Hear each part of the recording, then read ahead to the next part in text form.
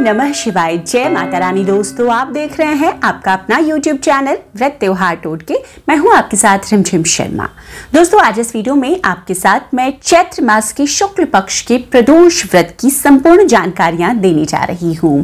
तो चैत्र मास का जो शुक्ल पक्ष का प्रदोष व्रत है वो आप किस दिन धारण करेंगे, तिथि कब से कब तक लग रही है, व्रत आपको किस दिन करना है, पूजा का जो शुभ मुहूर्त है प्रदोष व्रत में बहुत महत्व रखता है वो कब से कब तक मिल रहा है। प्रदोष व्रत खास तौर पर वार विशेष के हिसाब से बहुत महत्व रखता है। तो इस बार का जो प्रदोष है दोस्तों वो है सोम प्रदोष। तो सोम प्रदोष का व्रत किन्हें धारण करना चाहिए, किन इच्छाओं की पूर्ति के लिए आप सोम प्रदोष का व्रत धारण कर सकते हैं। दोस्तों, सोम प्रदोष व्रत के दिन की जो पूजा विधि है, सोम प्रदोष व्रत में हमें क्या खाना चाहिए, सोम प्रदोष व्रत का एक महा उपाय जो आज के दिन हर व्यक्ति को जरूर अपनाना चाहिए, चाहे वो व्रत प्रदोष का कर रहे हो या नहीं कर रहे हो। ये तमाम जानकारियां आपको इस वीडियो में मिलने जा रही है। तो इन संपूर्ण जानकारियों के लिए वीडियो अंत तक जरूर देखें। दोस्तों, भगवान भोलेनाथ को प्रसन्न करने के लिए सोमवार और प्रदोष का दिन जो त्रियोदशी का दिन होता है वो बहुत महत्वपूर्ण माना गया है। तो चैत्र मास की जो शुक्ल पक्ष की त्रियोदशी है दोस्तों वो पड़ रही है सोमवार को, और इसीलिए इस व्रत को हम सोम प्रदोष कहेंगे। दोस्तों, शास्त्रों में यह वर्णित है कि भगवान भोलेनाथ को अगर आपको प्रसन्न करना है तो आप सोमवार का व्रत कर सकते हैं या प्रदोष व्रत कर सकते हैं। तो दोस्तों, इस बार जो चैत्र माह का दूसरा प्रदोष व्रत है वो दोनों लिहाज से खास होने वाला है। एक तो सोमवार का दिन जो कि भगवान भोलेनाथ का दिन है, और दूसरा प्रदोष जो कि उनकी तिथि है। तो ऐसे में ये जो अद्भुत संयोग बना है, भगवान शिव का प्रिय दिन और तिथि एक साथ मिलना, ये बहुत ही आप लोगों के लिए फलकारी होने जा रहा है जो भी इस व्रत को धारण करेंगे।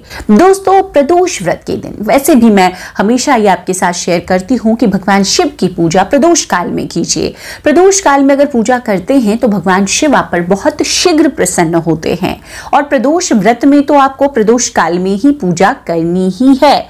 लेकिन आज सोम प्रदोष के दिन अगर आप ऐसा करते हैं तो हर मनोकामना आपकी पूरी होती है। तो दोस्तों, चैत्र मास के शुक्ल पक्ष का जो प्रदोष है वो सोमवार 3 अप्रैल को हम मनाएंगे। हालांकि जो प्रदोष की त्रयोदशी की तिथि है वो 3 अप्रैल को सुबह 6:24 पर शुरू हो रही है और समाप्त होगी 4 अप्रैल को 8:05 पर। यह भी सुबह का समय है। तो कई व्रत देखिए हम उदया तिथि को मानकर उदया तिथि में ही लेते हैं, संपूर्णता से मानते हैं व्रत को और उसे दिन करते हैं। लेकिन कई व्रतों में समय जो पूजा का समय होता है उसका विशेष महत्व हो जाता है। तो ऐसे में प्रदोष काल आपको 3 अप्रैल को मिलेगा। इसीलिए जो इस बार शुक्ल पक्ष का प्रदोष व्रत है वो हम 3 अप्रैल को ही धारण करेंगे।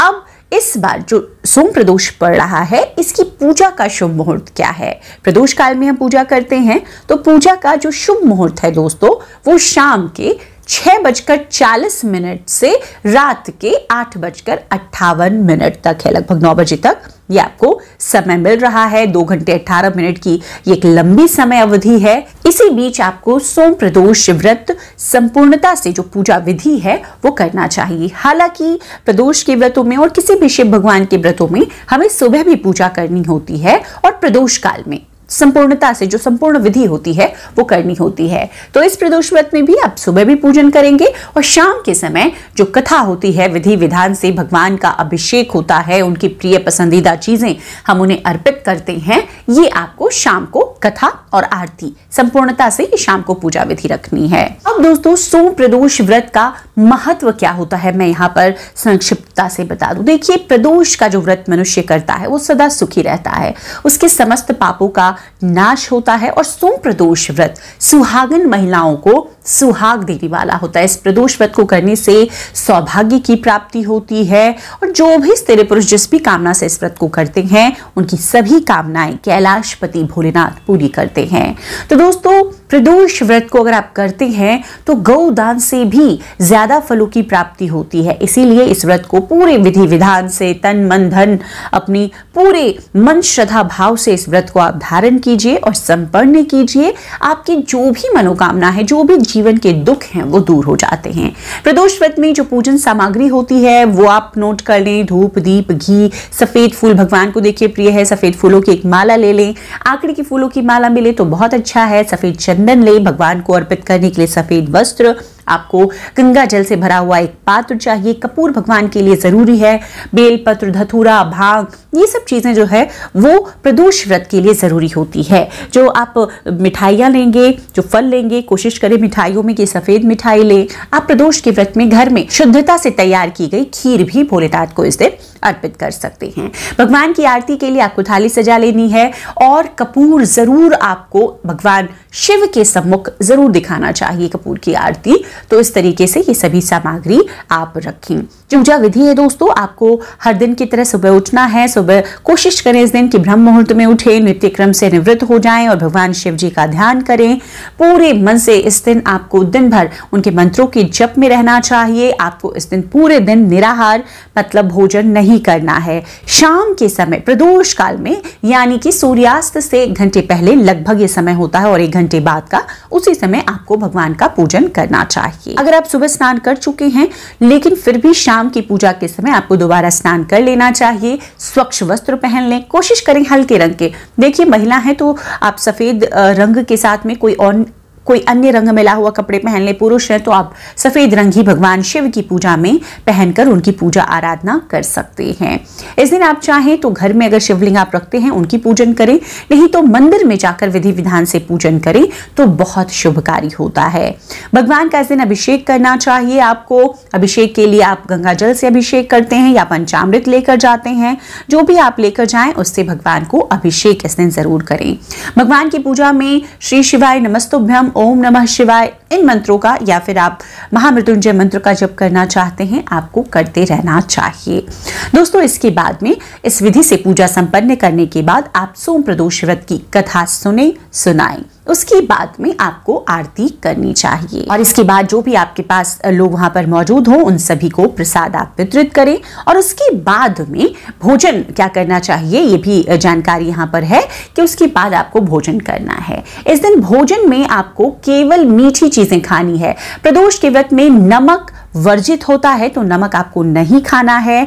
आप जो खीर जैसे मैंने बताया भोग के लिए बनाया है वो खीर खा सकते हैं। कई लोग चूरमे का भोग लगाते हैं प्रदोष व्रत में तो आप चूरमा खा सकते हैं। आप चाहें तो मीठी रोटियों के साथ में आप सेवई खीर खा सकते हैं। मतलब संपूर्ण भोजन आप कर सकते हैं। यहाँ पर यह बाध्यता नहीं है कि जो भोग आपने अर्पित की है सिर्फ वही खाना है।